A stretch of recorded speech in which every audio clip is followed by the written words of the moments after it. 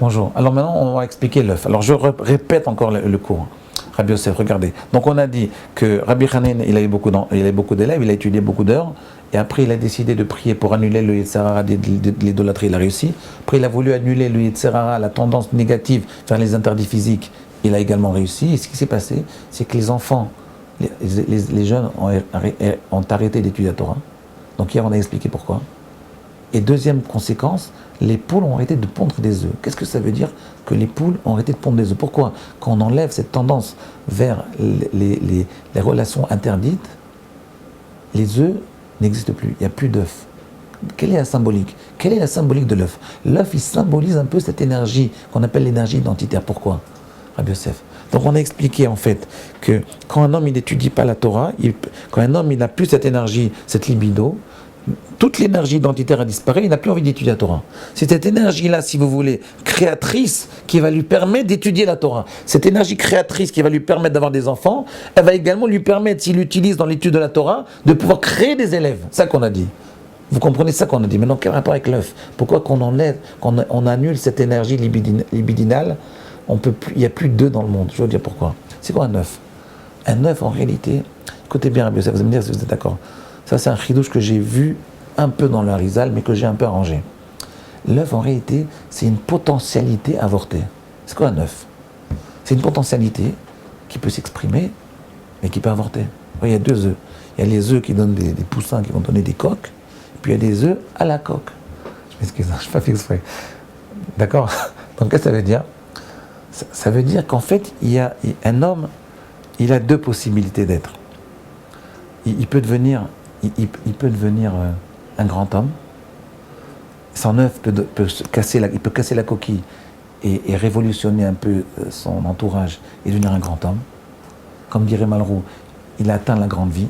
André Malraux, il disait, il y a la petite vie et la grande vie. Un homme, il a le choix. Il peut vivre sa petite vie pépère, superficielle, et il peut éclater, casser la coquille et faire une très grande vie. C'est ça l'œuf. L'œuf, c'est la peau, c'est si vous voulez, et aussi il peut, comme la plupart des gens, qu'est-ce qu'ils font? Ils ne cassent pas la coquille. Ou ils la cassent quand il n'y a plus déjà de poussin. Le poussin, il a avorté. Ce qu'on appelle une potentialité avortée. C'est-à-dire qu'en réalité, cette libido, cette énergie identitaire, si on ne l'utilise pas dans l'étude de la Torah, alors on ne pousse pas, on ne grandit pas. On ne va pas sortir la grande vie. On ne va pas pouvoir sortir un grand homme. C'est par l'étude de la Torah qu'un homme il peut devenir un grand homme. C'est par l'étude de la Torah qu'un homme il peut devenir un grand homme. Vous comprenez, Rabbi Yosef? C'est grâce à l'étude de la Torah qu'un homme il va prendre cette énergie-là, identitaire, et il va pouvoir exprimer, dévoiler sa potentialité. Il va exprimer sa potentialité, il va devenir un grand homme. Il a choisi la grande vie. Il faut casser la coquille pour changer la grande vie. Si vous attendez trop, la coquille vous la casser, il ne reste plus rien. Vous avez le maximum, vous pouvez avoir un œuf à la coque. Il n'y a pas de poussin, il n'y a pas de grandeur. Vous savez pourquoi quand un homme il décède, alors c'est les Avelim, comment on dit, les endeuillés, ils mangent un œuf. Vous savez pourquoi on mange un œuf? Sans sel. Vous savez pourquoi? Parce que quelque part, à chaque fois que quelqu'un décède, on dit il aurait pu être plus encore. Il aurait pu être plus grand. Parce qu'un œuf, en fait, ça symbolise ce qui va devenir très grand. Vous comprenez? Ça, la symbolique de l'œuf. C'est un peu, si vous voulez, on se dit, voilà, il est sorti pas mal, il a atteint 80% de son potentiel, 60% de son potentiel, 90% de son potentiel, mais il aurait pu devenir mon cher Abénon. Vous voyez? C'est ça l'œuf. C'est très très fort. Ça veut dire qu'en réalité, cette énergie libidinale, cette énergie identitaire, ça te permet de réaliser ton identité. De deux façons. Ou bien tu fais un enfant, mais aussi tu vas étudier la Torah et tu vas permettre de réaliser ton enfant qui est en toi. Le but, c'est pas seulement de faire des enfants, c'est de sortir l'enfant qui est en toi. C'est ça le but. La force d'un homme, c'est de sortir l'enfant qui est en lui. C'est un grand homme.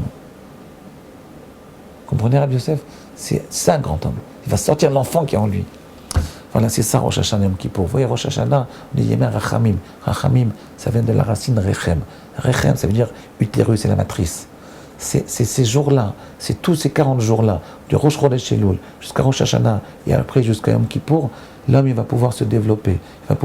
On lui donne la possibilité de mettre de côté son être social et d'exprimer son être puissant, son être intérieur, son être réel. Son identité réelle.